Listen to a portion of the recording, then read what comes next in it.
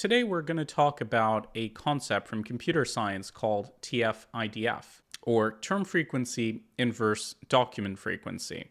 Now, if you've ever wondered how Netflix or Amazon knows that two TV shows or two movies are similar to each other, or two books are similar to each other, well, this is how. We're going to figure out how we can do that with a simple Python script.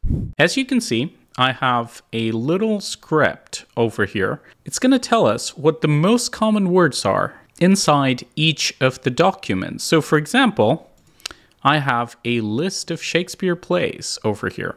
You may have heard of them. So for example, Hamlet, Julius Caesar, Macbeth.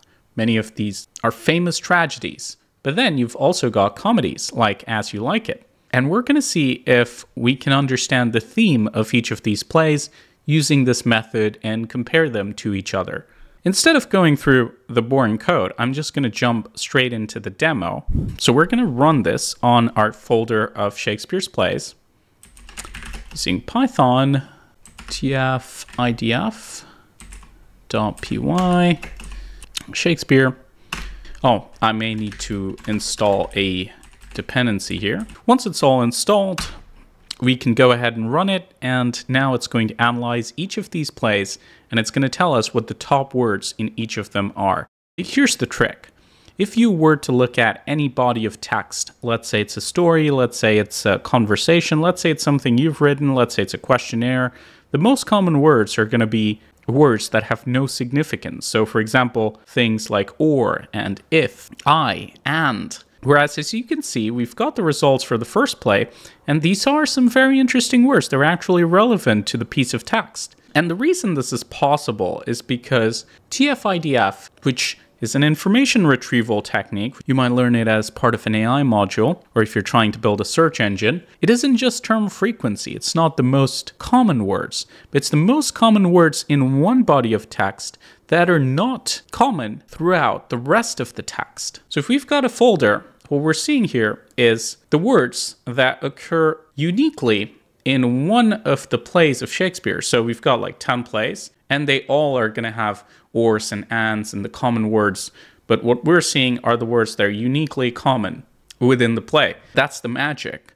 We're calculating the frequency, but putting it together with the inverse of the document frequency. So if a word occurs multiple times in one document, but does not occur again in another document, it's going to score higher. Whereas a word that occurs in every document is not going to score as high. We've got Rosalind, Orlando, Celia. These are the names of the characters in As You Like It. Similarly, in Hamlet, we've got Hamlet. No surprises there. Horatio. So in some sense, it tells us which are the most prominent characters in the play. So for example, in As You Like It, we all know that Rosalind, main female character, and Orlando is the main male character. Celia, Rosalind's sister. Ganymede is actually another name for Rosalind. That's the name she takes on in the Forest of Arden. So that's like Rosalind smurfing there. But if we scroll down a little bit and we go past the characters, because obviously this is a play and the characters are very important, they are referenced a lot. But beyond that, we start to see things like forest, martext, wrestler, motley, wrestling. These words are quite indicative. Guess what? As You Like It is based in the Forest of Arden. One of the main events that sets up the main character is a wrestling match. And there's several songs with the word hey ho. Whereas if we look at something like Hamlet, all of a sudden we're going to see a very different picture. Of course, we've got Hamlet, Horatio, names of characters. But then we have Denmark, which, again, if you know Hamlet, it's about the Kingdom of Denmark. We've got Ghost. Didn't have ghosts in As You Like It. Very different theme.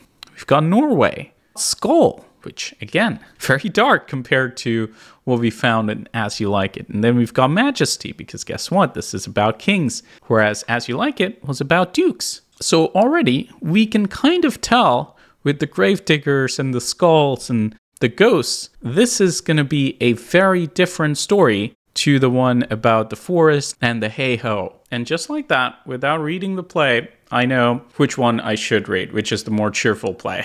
Now, if we move on to the next one, Julius Caesar. Again, we've obviously got Caesar, Cassius, Brutus, all the main characters. But then if we scroll down, we're going to see things like capital, Rome, Romans, Because guess what? Julius Caesar is about Rome and Romans.